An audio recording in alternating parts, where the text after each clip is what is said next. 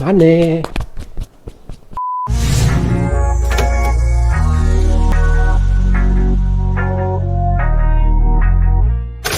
Welcome to the ToasterBotnet, where I babble about random things until you either get bored or hit the subscribe button.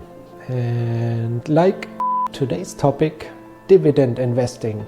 If we talk about dividend investing, we are basically talking about an investment and stock picking strategy which focuses purely on dividend stocks. Because it often involves picking your own stocks, it's more risky than index funds.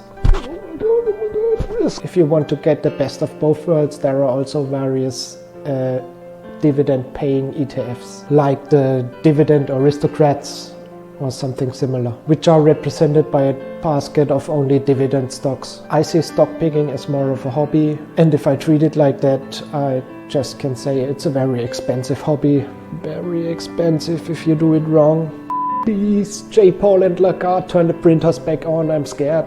This all sounds very boring, I know, but keep watching, it gets more boring. My strategy is to buy and hold blue chips and solid companies, stuff that I believe will be around at least for another 20 years. I never sell and practically plan to hold forever. Sometimes I add a growth stock here and there, but also only companies that have a good chance of staying relevant for the next decade or so.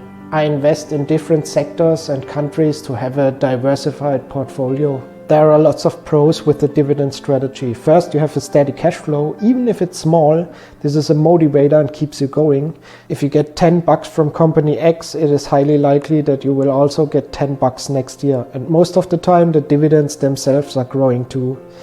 Of course, there's no guarantee for dividend payments, but without risk, you won't get returns. Even index funds have risk.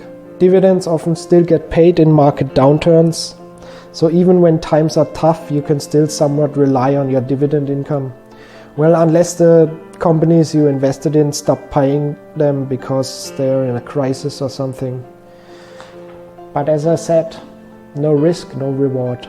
Another thing is that a lot of stocks that are bought with a dividend strategy are often solid companies which are well established and with long history, which are not tanking so hard when you have a crash or downturn.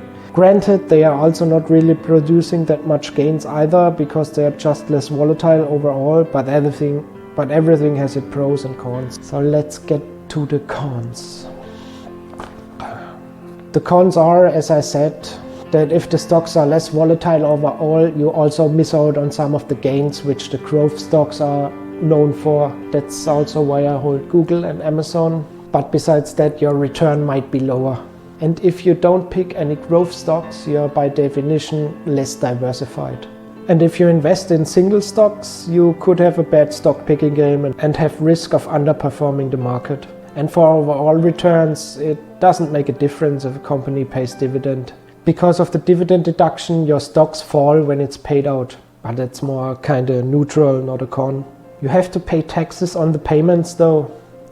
But depending on where you live, it doesn't make a difference in the end. For example, in Germany, you even have to pay a fixed rate on accumulating ETFs. So the argument with tax deferral doesn't hold anymore like it did before. Of course, dividend growth investing is a very slow process. It takes forever until the compound effect kicks in and the snowball starts to roll. Waiting. It's very hard to get to that point, and it requires a lot of patience. Waiting. But I hope it will be worth it in the end. I like to track my dividends in a nice Excel spreadsheet. Yes, I know, here comes the dog again with his Excel sheets. But it helps you visualize your progress and you see how your cash flow is slowly growing. Keeps you motivated and on track.